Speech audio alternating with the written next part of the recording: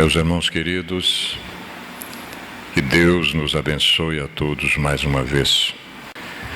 Nós faremos a nossa prece, o nosso ambiente já é favorável, invocaremos a misericórdia divina através dos seus mensageiros celestes, para que sejamos todos amparados, bem como a nossa condutora da reflexão da tarde.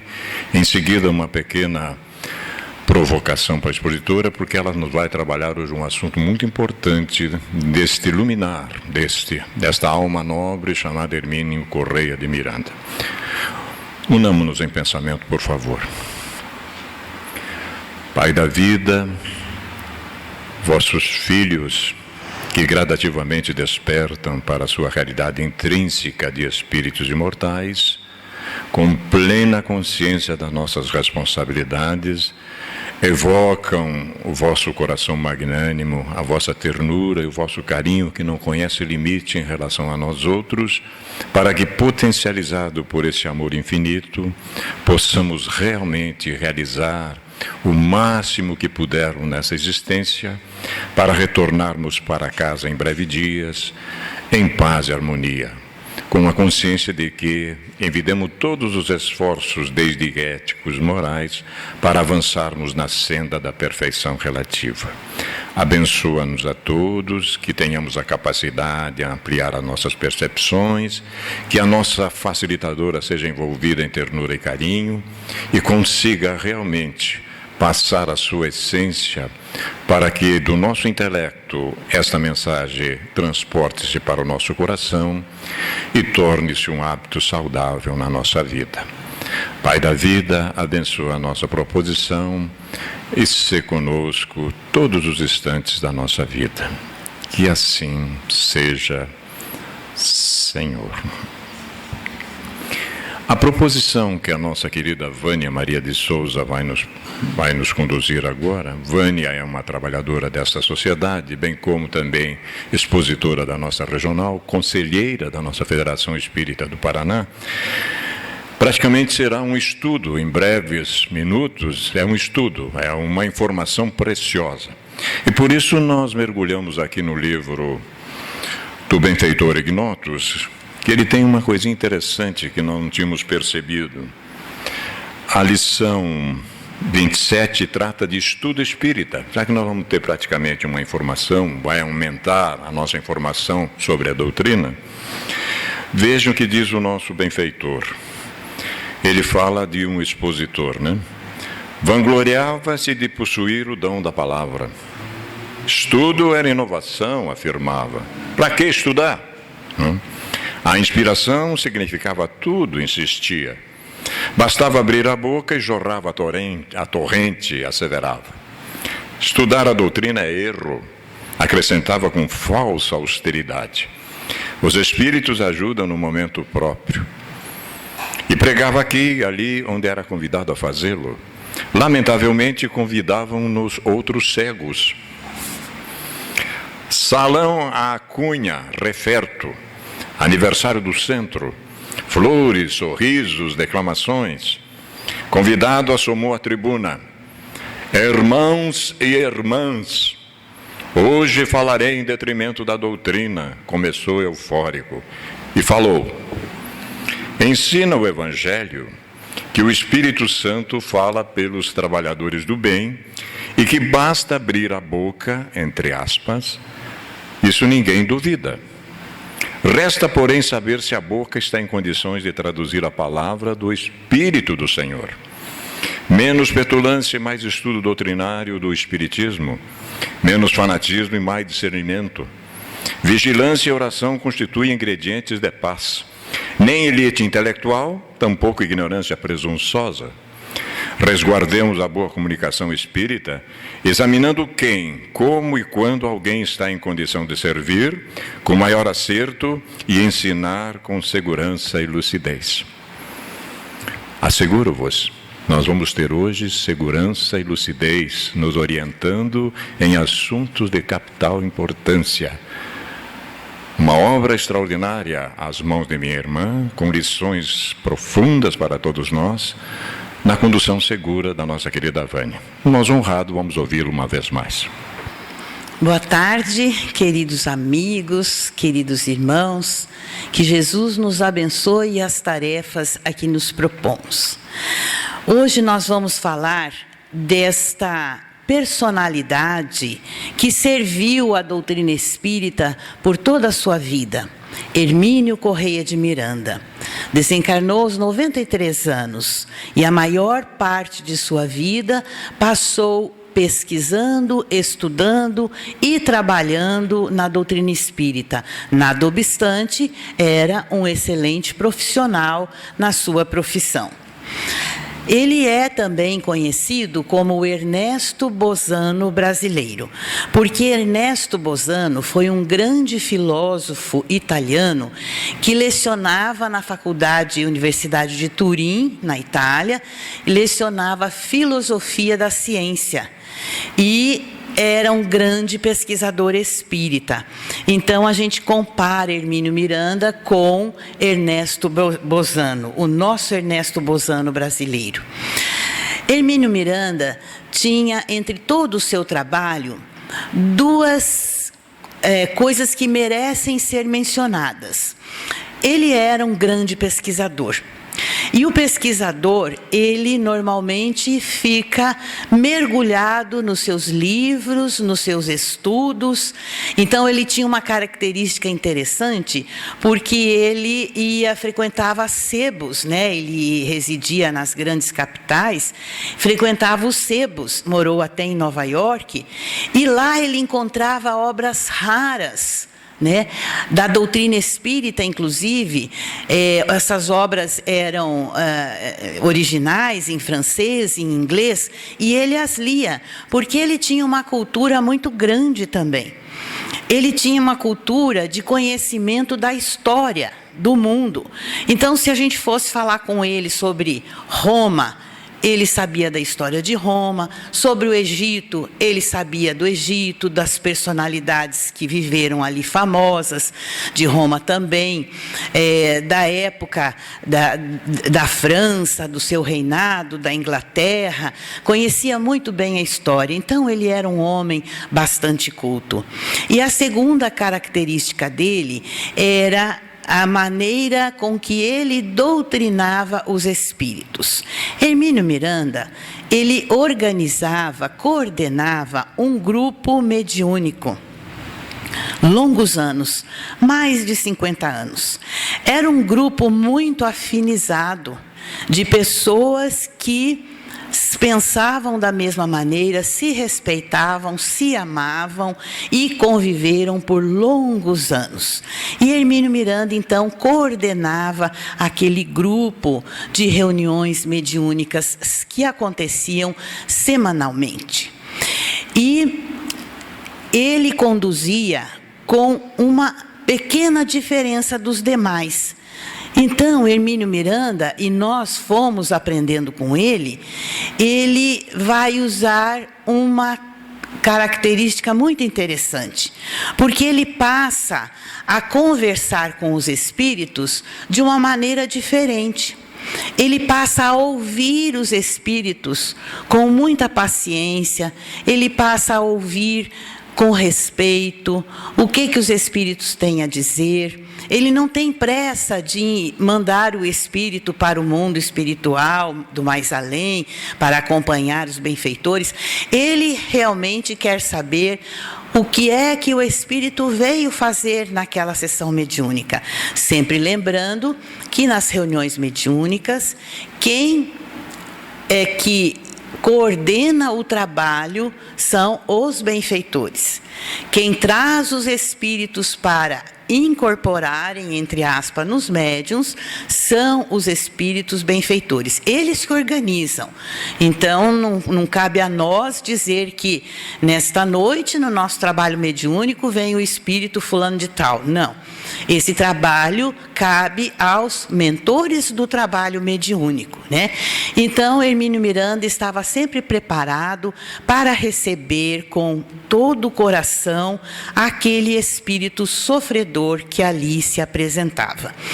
E a outra característica dentro do trabalho mediúnico é que ele se utilizava de uma técnica Muito importante a técnica de indução de regressão de memória. Para utilizar-se desta técnica, ele não foi fazendo esse trabalho por conta própria. Ele estudou demoradamente as obras de Freud para saber o que ia naquele espírito que não passava de um homem como nós, que havia desencarnado. E então ele vai aprender as técnicas com Albert de Rochat, que foi um grande pesquisador nesta área, francês. E por falar em Albert de Rochat, ele, numa dessas buscas no sebo, ele acaba encontrando um original francês de 1911, obra raríssima. Compra o livro, lê o livro em francês, fica maravilhado. E anos depois, ele consegue fazer com que seja traduzido para o português e consegue, então, hoje ele é editado, né? O livro se chama As Vidas Sucessivas. E aí, então, essa era a diferença. Ele se utilizava, então, desta técnica de indução, de regressão de memória no espírito, para poder trabalhar com ele. Mas aí a gente pergunta assim, mas quando a gente morre, quando a gente desencarna, a gente no mundo espiritual não se lembra de todas as vidas que nós tivemos e tudo mais? A gente se lembra. Claro que não é instantaneamente do dia para a noite. A gente tem condições de se lembrar, sim. Acontece que esses espíritos que Hermínio Miranda vai falar sobre eles não queriam se lembrar. Porque a gente carrega tudo na consciência. Como pergunta Allan Kardec no Livro dos Espíritos, aonde está escrita a lei de Deus? Na consciência. Então, quando o corpo morre, falece, a nossa consciência continua mais viva do que nunca. E é o que nós levamos para o lado de lá, a nossa consciência. Se nós tivermos atos felizes na Terra, ótimo. Mas se nós tivermos atos menos felizes, ignóbeis, que a gente não quer lembrar, a gente sofre muito. Porque a nossa consciência no mundo espiritual é que nos cobra. E a vida do espírito se torna um verdadeiro inferno. Por isso a crença no inferno, né? Porque a gente se perturba com os erros que estão na nossa consciência. E esses espíritos que foram atendidos nas reuniões de Hermínio Miranda, eles apagaram da memória as lembranças que lhes traziam dor, lhes traziam sofrimento. Muitos deles pediram para os seus superiores, espíritos das trevas, sábios, para que fizessem uma catarse mental, uma lavagem cerebral, para que eles se esquecessem, porque era muito sofrimento. Eles não queriam mais sofrer. Um deles vai falar assim: o que é essa eternidade? Que a gente nunca morre, eu quero me anular e não consigo. Não conseguimos, né? Por isso que é bom resolver as coisas enquanto a gente está no corpo de carne, porque depois a nossa consciência vai nos cobrar, e aí que reside o sofrimento da criatura humana quando desencarnado. Das coisas, das lembranças das coisas menos nobres que nós fizemos. Pois bem, então, para justificar este comportamento, nós fomos encontrar exatamente no livro As Vidas Sucessivas, desse Albert de Rochat, que eu falei a todos, que os egípcios já escreviam que aqueles que se endureceram no mal e que perderam todo o sentido da verdade, mataram neles próprios até mesmo a última recordação da vida celeste, romperam o laço com o Espírito Divino, pronunciaram seu próprio aniquilamento, isto é, a dispersão de sua consciência nos elementos. Então, são espíritos que carregavam essas dores e eles se endureceram no mal. Esses espíritos que contém no livro que iremos trabalhar, são todos revoltados, são todos espíritos que trabalham para atrapalhar, para obsediar, principalmente os seguidores do Cristo. Então eles perderam o sentido da verdade, não são de todo mal, mas perderam, e eles mataram neles próprios até a última recordação da vida celeste. Eles não se lembravam de mais nada, não queriam, porque eles romperam o laço com o Espírito Divino, e assim eles pronunciaram seu próprio aniquilamento. Eles se aniquilaram, zeraram a existência, não me lembro mais. E existe esse trabalho de indução para que seja realmente bloqueada todas essas lembranças. Então, a consciência deles ficou dispersa, nos elementos, eles não se lembravam mais. E aí Hermínio Miranda se utilizava então desta indução de regressão à memória para encontrar onde é que estava o nó da vida daquele espírito, para que ele hoje se comportasse com tanta revolta, quisesse praticar tanto mal. E era esse o trabalho principal deste grande espírita que falamos hoje, Hermínio Miranda. Mas voltando aqui, Hermínio escreveu mais de 40 obras, como nós trabalhamos isso durante todas as férias, E dentre essas obras, tem duas que foram muito famosas, que são Diálogo com as Sombras, que se tornou um clássico para os trabalhadores de reuniões mediúnicas, e também Nossos Filhos São Espíritos, mais de 300 mil exemplares vendidos. Este livro, Nossos Filhos São Espíritos, a gente recomenda para toda gestante. E o pai da criança também, Porque Hermínio Miranda vai dizer exatamente que aquela criança é um espírito, É um espírito que traz a sua bagagem. E fica muito mais fácil dar-lhe educação depois que nós lemos este livro, Nossos Filhos São Espíritos. E então está aí a sugestão para os pais, para os avós, para as mães, para todo mundo que se interesse. Então, hoje nós vamos falar deste livro intitulado As Mãos de Minha Irmã. Mas ele tem uma história interessante, porque quando Hermínio Miranda fazia suas reuniões mediúnicas, ele gravava no gravador. E depois de uma certa altura do tempo, ele transcreveu as gravações. E aí surgiu o primeiro livro, chamado Histórias que os Espíritos Contaram. Ele foi publicado em 1980 pela editora Leal, tanto é que o prefácio é da benfeitora Joana de Ângeles. Depois de 30 anos, ele continuou escrevendo histórias que os espíritos contaram, porque o nome do livro é bem isto mesmo, e então dividiu em 4 livros. E hoje nós vamos falar do primeiro. Então, esse As Mãos de Minha Irmã, que nós temos os dois aqui, Esta obra tem 30 anos a mais do que esta.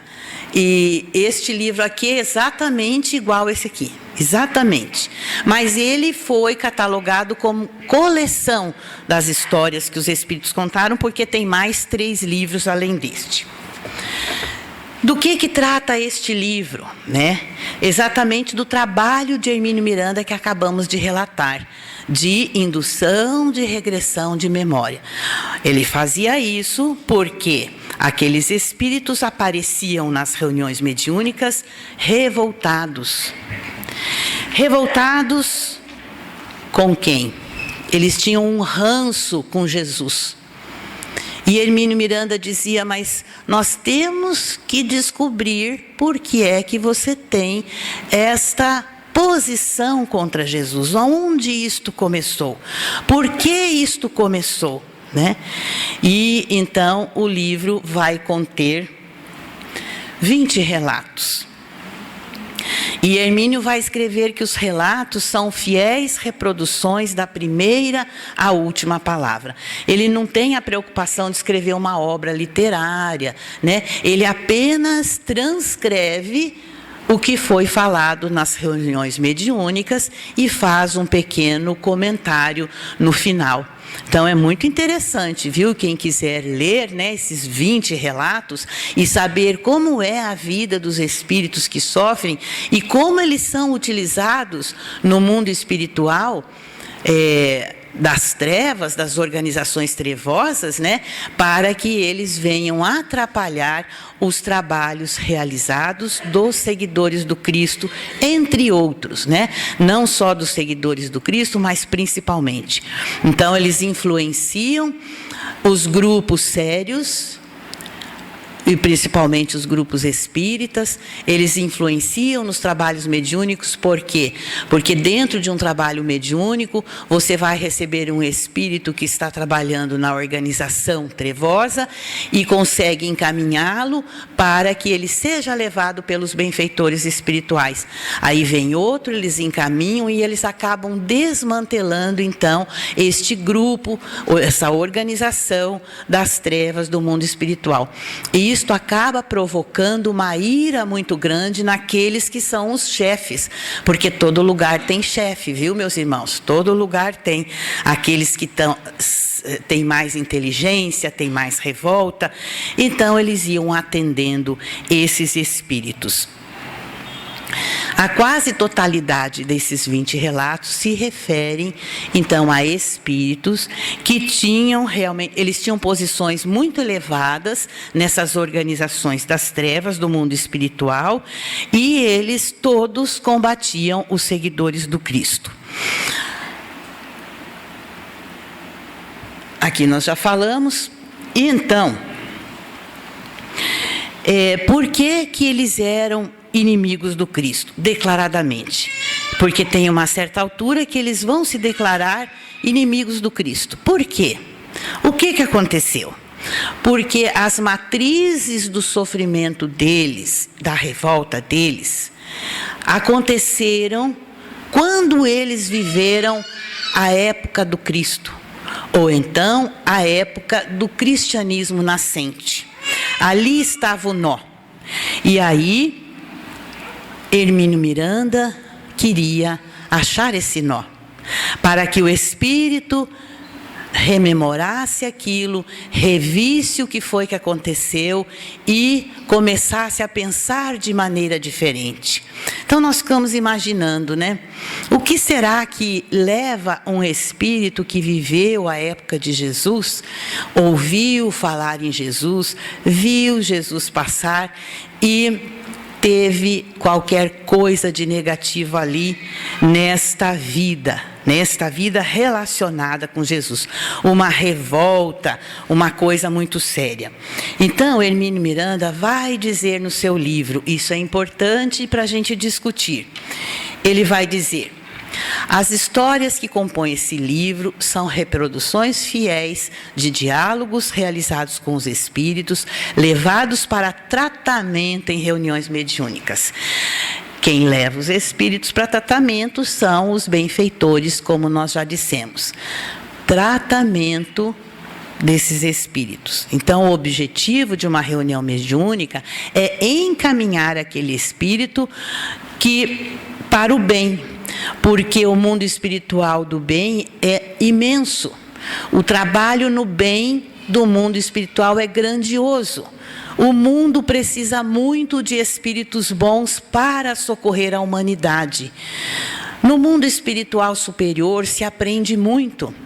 É lógico que os espíritos que cometeram seus desatinos vão ter que responder à lei divina, à lei de causa e efeito. Mas, enquanto eles estão no mundo espiritual, não precisa ficar no mundo de sofrimento, no mundo de trevas, nessas organizações. Eles podem muito bem acompanhar os benfeitores, e isso é uma lição para nós, porque todos sairemos da carne, sem exceção, e então seguirmos junto aos benfeitores para que possamos nos melhorar, trabalhar, sermos felizes, ao invés de ficar atazanando a vida dos outros, porque isso só vai trazendo mais compromisso negativo para a nossa ficha espiritual. E então, ele vai dizer assim: por meio de delicado processo de regressão de memória, ele tinha uma técnica, um amor muito grande, um jeito especial de fazer isto, alcançam as suas lembranças mais secretas. Quem de nós não tem uma lembrança secreta, né? A gente não quer revelar, a gente quer esquecer, né? Quem de nós não tem? Ou pequena, ou grande, né? Então, nesse processo de regressão, eles alcançavam suas lembranças mais secretas e passam a entender a razão de suas angústias, dos seus fantasmas interiores, dos seus remorsos. Então, a hora que chega lá no cerne da questão, o espírito treme na base. E aí, Hermínio Miranda vai trabalhar aquele trauma, aquela revolta, aquele sofrimento. E ele continua dizendo assim: é como se fossem recortadas, com todas as agonias que isso implica, do tecido vivo das lembranças.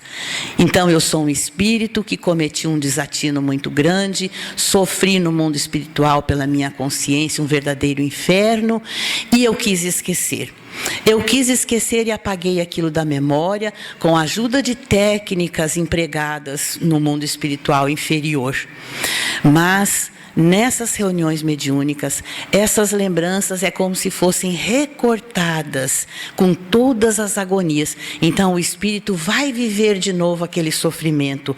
Muitos deles, meus irmãos, pareciam que estavam no local e na época de Cristo ali, né? Revivendo aquelas cenas como se ali estivessem, né? Muito interessante. E então ele vai dizer do tecido vivo das lembranças, né? Então o tecido é vivo, né? Nós é que escondemos dele.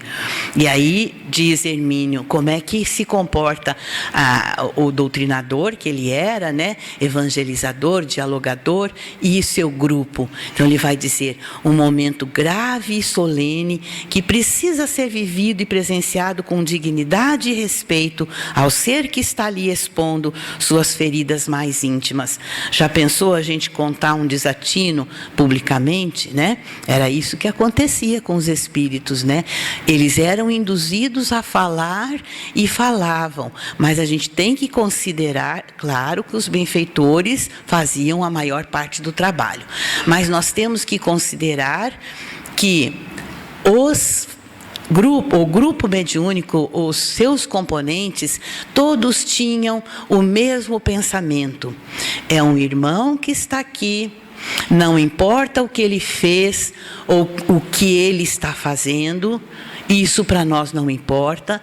Nós não iremos julgar, não iremos condenar, nós só iremos vibrar para que eles sejam socorridos. Era esse o pensamento do grupo, né? Porque às vezes um espírito começa a falar e tem pessoas, componentes ali que vibram negativamente. Isso acontece. Fala, meu Deus, que tipo que vem aqui, né? Então, na verdade, esse grupo sofria junto, se imaginava na mesma situação, não julgava, não condenava, e Hermínio Miranda então prosseguia com este trabalho.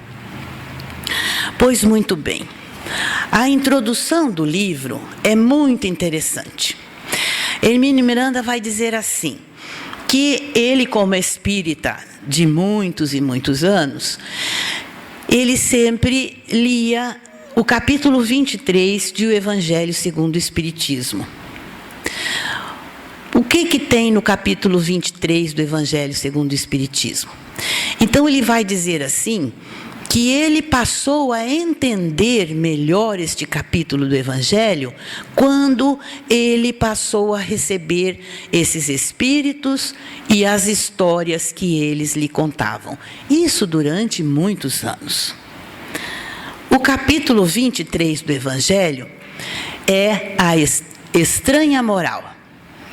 Allan Kardec reúne ali 4 títulos de palavras que Jesus disse, mensagens que Jesus nos deixou. Um desses, depois quem quiser consultar, o título é Odiar os Pais. O outro é abandonar pai, mãe e filhos. O outro é deixar aos mortos os cuidados de enterrar seus mortos. E o outro é não vir trazer a paz, mas a divisão. Já pensou Jesus falando isso? Não vim trazer a paz, mas a divisão. Por isso, Allan Kardec coloca como título a estranha moral. Estranho, né? Jesus dizer isto, para odiar os pais, para abandonar pai e mãe, deixar para os mortos o cuidado de enterrar os seus mortos. E aí, Hermínio Miranda vai dizer que ele entendeu completamente o que Jesus estava preconizando, que isto iria acontecer. Nós trouxemos aqui 3 trechinhos destes evangelhos, que estão lá no capítulo 23, porque todos eles têm exemplos contidos dentro deste livro, As Mãos de Minha Irmã. No item 4, Jesus diz assim: aquele que houver deixado pelo meu nome sua casa, os seus irmãos, suas irmãs, ou seus filhos, ou suas terras, receberá o cêntuplo de tudo isso e terá por herança a vida eterna. Está lá em Mateus 19, 29. Não é estranho? Aquele que houver deixado pelo meu nome, por mim, né? Eu vou seguir o Cristo. Mas por que para seguir o Cristo tinha que deixar pai, casa, irmãos? Hoje a gente não tem que fazer isso não, né? Hoje a gente segue o Cristo, fica com o pai, fica com a mãe, fica com a casa, né? A gente pode seguir o Cristo, mas no cristianismo nascente não era bem assim. Porque quem era Jesus? Ele era da plebe, ele não era da nobreza. E o preconceito, meus irmãos, é uma das piores coisas que o ser humano enfrenta. O preconceito. Você não é nobre, você não vale, né? Então, começa por aí. Aí, nesse item 4, Jesus diz isso. No item 6, está assim: disse-lhe outro: Senhor, eu te seguirei, mas permite que antes disponha do que tem em minha casa. Jesus lhe respondeu: quem quer que, tendo posto a mão na charrua, olhar para trás, não está apto para o reino de Deus. Que moral estranha. O sujeito só queria voltar para a casa dele, vender tudo o que tinha e depois seguir Jesus. Que mal há nisso, né? A gente pensa em princípio, né? Mas a partir do momento que se resolvia seguir Jesus, tudo o mais não tinha importância, principalmente os bens materiais. Eles não andavam com dinheiro, eles não se utilizavam de dinheiro. Então, por que esta pessoa queria vender os seus bens antes? Deixasse lá. Então, Jesus percebe que ele ainda não está pronto, né? Ele ainda não está pronto para seguir Jesus. Ele ainda precisa voltar para vender os bens da terra, e sei lá se queria, né, repartir ou ficar com pouco, não se sabe, né? Então Jesus disse assim, que quando se punha a mão na charrua, se olhasse para trás, não estava pronto ainda para o reino de Deus, né? Não está apto. Difícil, né? Mas é assim que é, né? É assim que é. E por fim, nós trouxemos o item 9, quando Jesus pronunciou: não penseis que eu tenha vindo trazer a paz à terra. Não vim trazer a paz, mas a espada, porquanto vim separar de seu pai o filho, de sua mãe a filha, de sua sogra a nora, e o homem terá por inimigos os de sua própria casa. Estranha moral. Jesus ter dito que não veio trazer a paz à terra, mas a espada, veio trazer a divisão. Ele estava prevendo os acontecimentos futuros, porque ele surgiu, era uma coisa nova. A única coisa que ele veio trazer foi uma nova lei, que não se falava na época, né? Era a lei do amor. Ele veio nos trazer a lei do amor. Quando ele pede para perdoar, quando ele pede para sermos amigos até dos inimigos. Então ele vem trazer uma coisa nova, abalou a estrutura da terra. E naquele tempo, como até hoje, né, os homens não pensavam daquela forma. E ainda hoje, muitos não pensam, senão nós não estaríamos vivendo esse caos que nos encontramos hoje, né? No mundo e principalmente no Brasil. Então, ele disse que não vinha trazer a paz, mas a divisão, porque ao cultuar Jesus após a sua partida, ao ser o cristão da primeira hora, teria que causar muito tumulto. Conhecemos a história e houve morte dos cristãos em massa até 300 anos depois de Jesus, né? E muitos desses cristãos que morreram não eram apenas os plebeus, tinha muita gente da nobreza ali também, né, que se sacrificou, que passou a seguir Jesus antes e depois da sua partida e que foi levado ao circo, foi levado às fogueiras, às tochas, foram mortos nas catacumbas, né? E então tudo isso aconteceu e Jesus estava prevendo isso. A moral é estranha, mas é perfeitamente compreensível depois que a gente dialoga com os espíritos. Então Hermínio vai dizer assim: nunca imaginei, porém, que me estivessem reservados a oportunidade e o privilégio de testemunhar exemplos vivos de situações que atestariam a trágica precisão daquilo que tão enfaticamente proclamara Jesus. Depois dele viver anos de experiência, atendendo os espíritos que tinham as matrizes do seu sofrimento, da sua revolta, a época de Jesus, a época do cristianismo nascente, ele vai compreender. E ele toma para si. Eu não imaginei que tivesse reservado para mim esse privilégio de testemunhar esses exemplos, né, dessas situações que atestariam com precisão aquilo que Jesus deixou preconizado.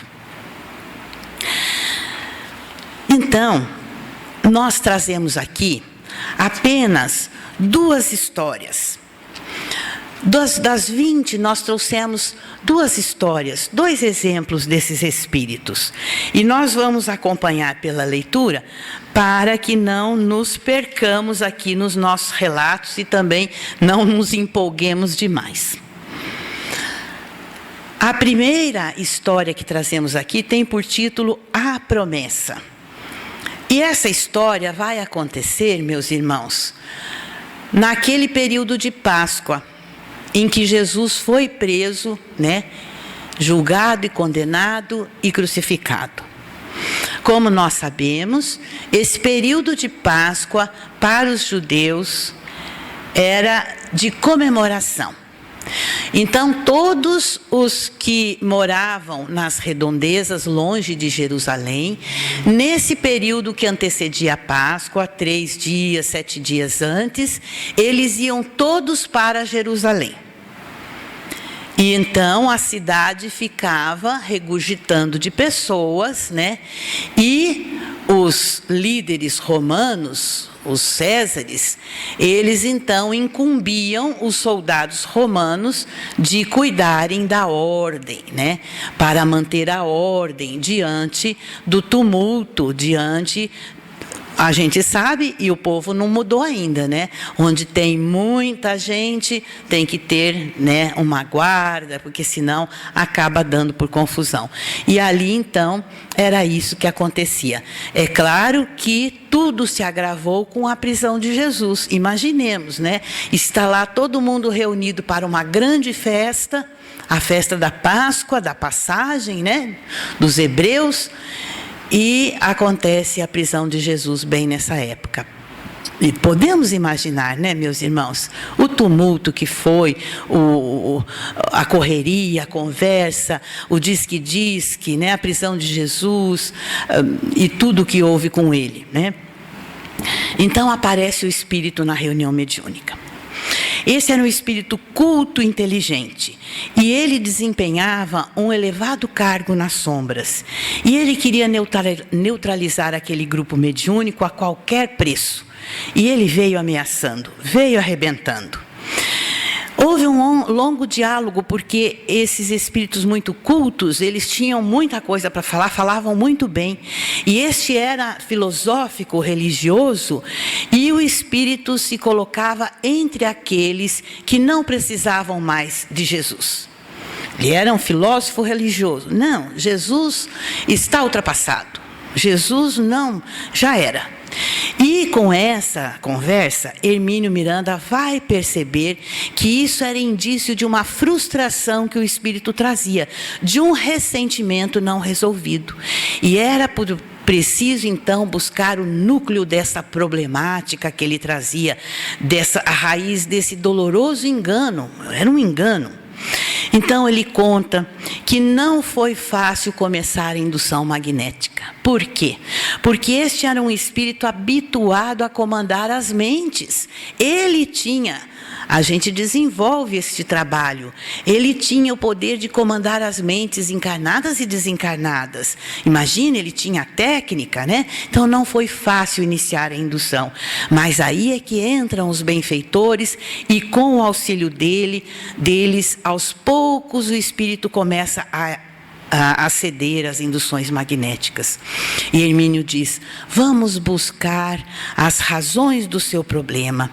E o espírito responde: como você quer buscar as razões de algo que não existe? Continuam teimando.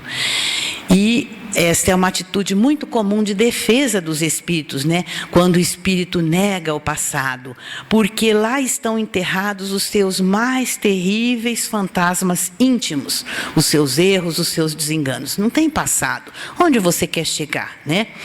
E aí passam-se alguns segundos em silêncio, enquanto o nosso doutrinador vai se aprofundando naquele magnetismo, naquela indução de regressão de memória.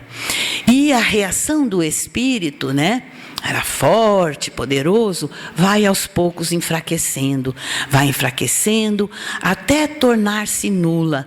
E ele geme, não compreende muito bem o que está havendo, e ele vai, afinal, mergulhando no tenebroso túnel do tempo. A viagem é longa, esta viagem regressiva. E Hermínio Miranda vai transmitindo as informações para ele, as instruções para ele, né? Então, fala assim que ele deverá ir até o ponto crítico das suas memórias, aquele que mais poderosamente concorreu para desencadear o processo da sua alienação espiritual. E aí, então, vem a compulsão de falar. É muito interessante, porque é um trabalho de regressão de memória. E os benfeitores ali auxiliando com os seus fluidos magnéticos, com as suas vibrações. E aí, então, essa compulsão de falar vai acabar por vencer as resistências daquele espírito. Ele ainda fala de um próprio bloqueio que ele mesmo se impôs, mas a fim de evitar aquelas fronteiras do sofrimento, mas não dá mais tempo. Ele já caiu no passado, já está lá. E então, o Hermínio pergunta: por que o trauma com relação ao Cristo? Onde foi que aconteceu isto? Por que e como foi que se passou? E o Espírito fala: o que é o Cristo? Um feiticeiro. Nesse momento, o Espírito volta ao tempo. Está lá em Jerusalém. Está lá, de corpo e alma, digamos assim, revivendo as reminiscências do passado como se estivesse dentro do filme. E Hermínio pergunta: você está lá? E o Espírito diz assim: estão contando aí que alguém cortou a orelha de Malcolm. E e que Jesus colocou ela no lugar. Isso é história, isso é mentira, isso é história. E Hermínio fala: você estava lá? E ele diz assim: eu estava no palácio, eu tinha que receber ordens, tenho muito orgulho desta águia, que é o símbolo do exército romano a quem sirvo. E que ordens você recebeu? Para acompanhar a crucificação. Eu era um centurião. O que você achou de tudo aquilo? Ora, os 3 bandidos que não mereciam tanto, responde ele. Romano, orgulhoso, centurião. Jesus era apenas um nazareno que não valia consideração. Passei dias sem regressar a casa, diz ele, porque eu fui convocado a manter a ordem. Era época religiosa e a cidade ficava cheia de forasteiros, de movimento e agitação que exigiam um esforço redobrado de policiamento e vigilância para evitar tumultos. E você tinha família, meu irmão? Tinha filhos? E ele abaixa a voz e diz assim: é preciso que ninguém saiba, porque se souberem o que eu guardo em casa, porque eles têm uma lei. E o que você tem na sua casa? Eu tenho uma filha doente, mas ninguém sabe, porque senão a teriam mandado para aquele vale pestilento. E aí aumenta a voz e fala assim: você não vai contar para ninguém, porque se você contar, eu corto o seu pescoço. A menina era leprosa, e se descobrissem, a mandariam para o vale para morrer à míngua. E ele então escondia esta criança. E diz assim: não pense que você vai conseguir coisas de mim por causa deste segredo. As trevas também descobriram esse segredo dele, e por isso se utilizavam dele desta forma. Oh, meus irmãos, é melhor resolver as coisas tudo aqui mesmo, viu? Não levar para lá não, né? Então, a esta altura, o espírito acha-se completamente mergulhado, regredido no tempo, vivendo as cenas, vivendo as emoções. E ele diz assim: depois eu cheguei em casa, depois da crucificação. Algo inexplicável aconteceu. Minha filha estava curada, estava sem as manchas. E aí a minha mulher me contou. Mas eu não posso acreditar, até hoje eu não posso acreditar. Todos falavam que aquele homem podia curar, mas eu nunca deixei minha mulher ir procurá-lo.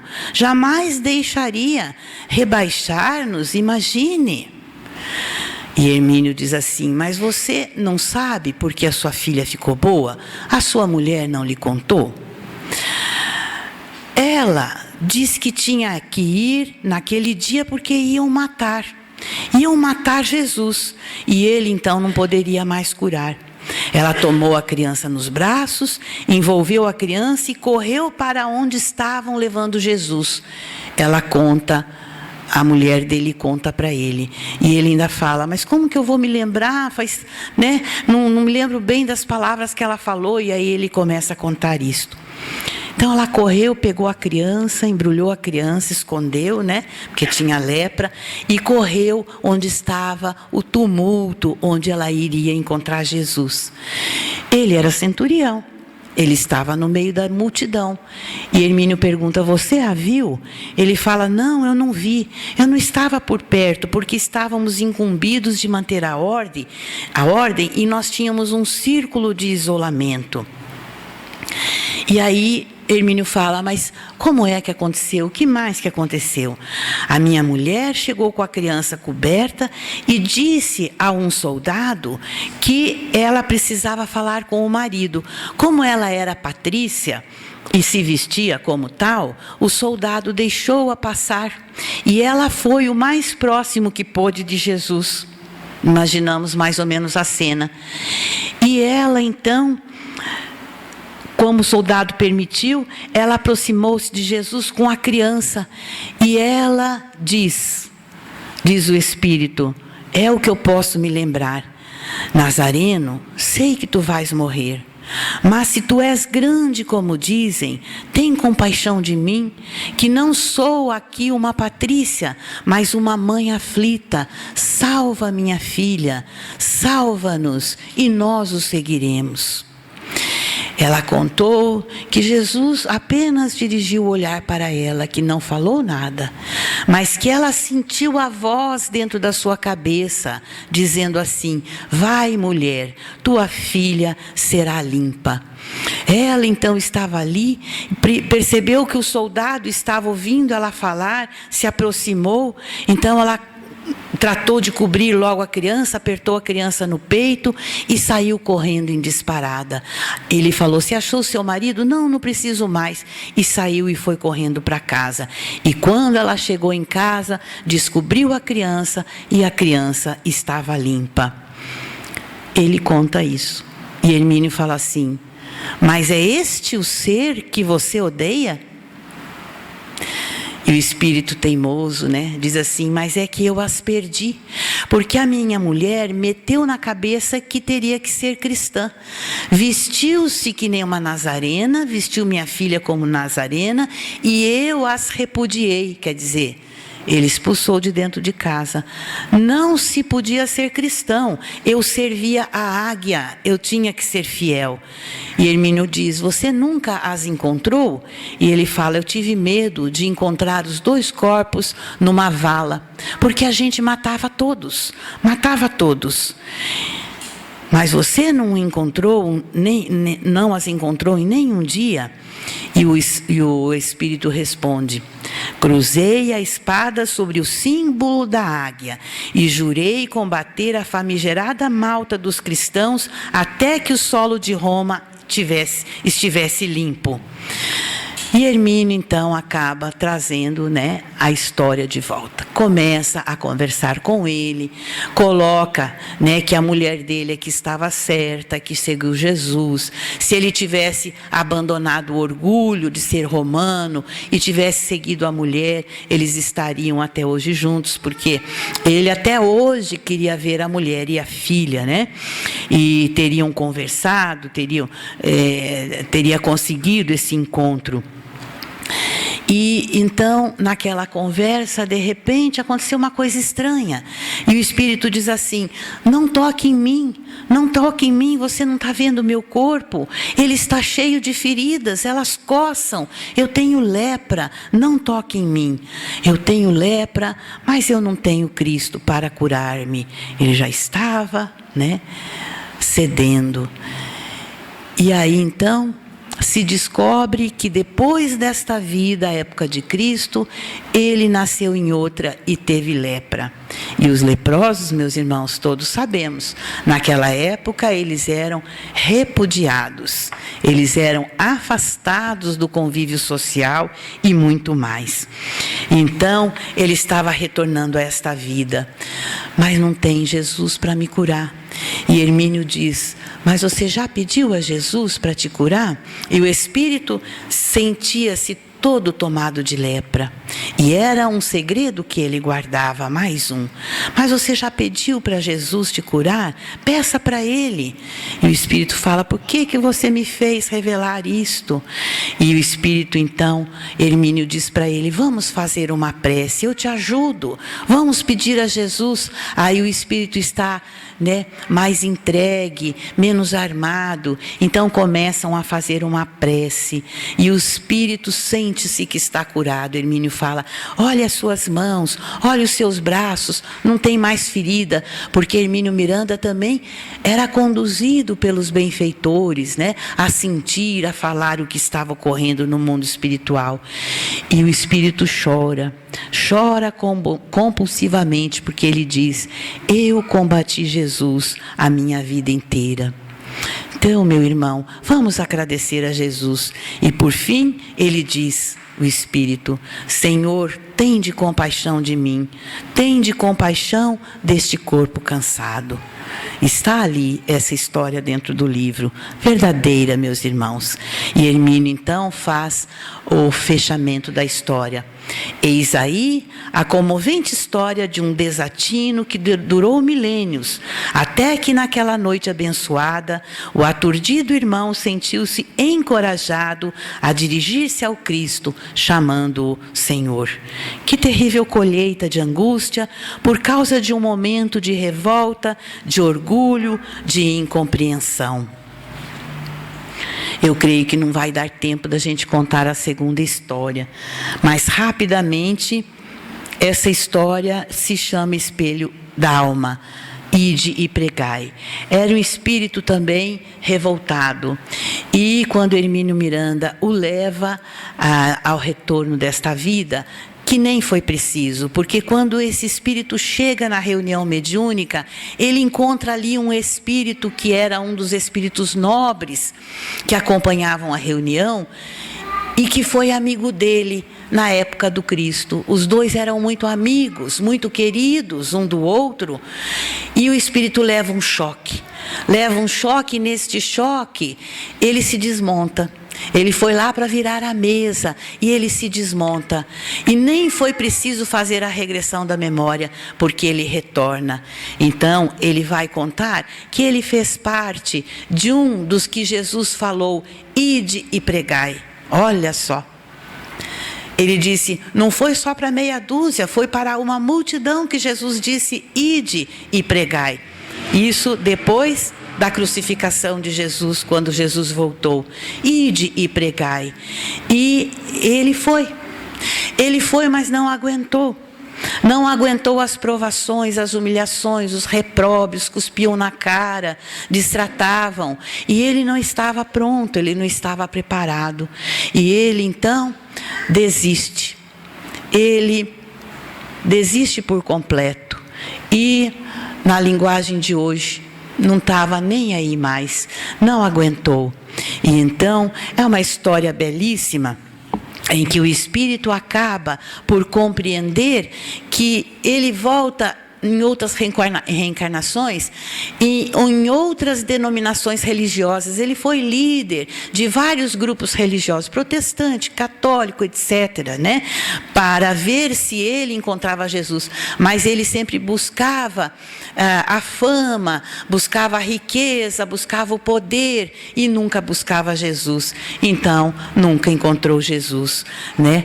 Então, Hermínio fala assim, meu irmão, você usou as igrejas como fonte de poder e projeção, não como fonte de amor. Quando Jesus falou, ide e pregai, a você e aos demais companheiros que estavam lá, não foi para sair conquistando posições, e sim para levar a mensagem do amor. Então, por fim, ele foi levado pelos benfeitores, porque ele dizia, as religiões nunca me mostraram Jesus, nunca me levaram até Jesus. E ele dizia, eu quero encontrar Jesus, mas eu nunca encontrei. Então, finalmente, chegou o momento. Os benfeitores o levaram. E Hermínio comenta, esse espírito, depois de colocar as mãos no arado, olhou para trás e recuou. O impulso generoso de servir estava ali, mas os testemunhos estiveram acima de suas pobres forças humanas. A humilhação, a incompreensão, o repúdio e, por fim, o desencanto consigo mesmo, a decepção, a fuga, a revolta, o desvario. No fundo, porém, a consciência atormentada e o chamado permanente do Cristo, ide e pregai. Porque aquele que esteve com o Cristo ficou impregnado. Passaram-se 2000 anos, mas ele estava com aquilo na cabeça, ide e pregai. Então são histórias todas nessa linha, muito comoventes. Joana escreve assim, a tarefa mediúnica com Jesus de esclarecimento aos espíritos infelizes é dos mais enobrecidos cometimentos com que a doutrina espírita ora nos honra o processo evolutivo. A gente quer evoluir? Vai trabalhar com seriedade na reunião mediúnica. E por fim, uma frase do Hermínio, o trabalho do amor em si mesmo remunera o servidor. Vamos seguir o exemplo. Muito obrigada pela atenção, desculpa o avançado da hora.